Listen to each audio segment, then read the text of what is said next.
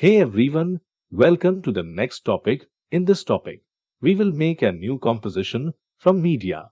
You can see that in the previous video. I already told you about how you can make the composition and how you can import the media. So you can see this. We have this composition 1 and you can see that the duration of the composition is 30 seconds. So we will match our composition with the video. So we have two methods. Simply you can see the properties of the video. The duration is 22 seconds and the composition duration is 30 seconds. So the properties of the video and the composition is not matching.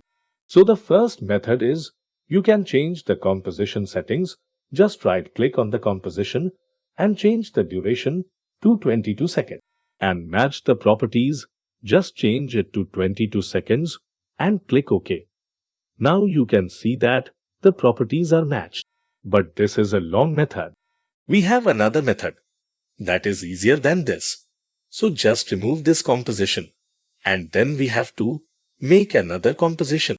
So to make the composition match with the video, just drag and drop the video to the composition here. So when I drop this, it will automatically create the matched composition. So this composition is matched with the video that we have imported. You can see that the name of the composition is same as the video. So to organize this, we will change the composition name. Just right click on the composition and change the composition name to comp1.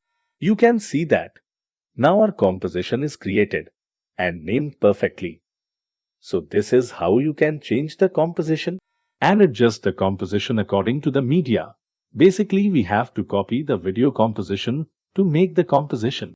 But if you want a little bit changes in the composition, then you do that manually. In the next topic, we will talk about the tools and shortcuts. So let's jump into the next topic. Thanks for watching. Please don't forget to like and share the video.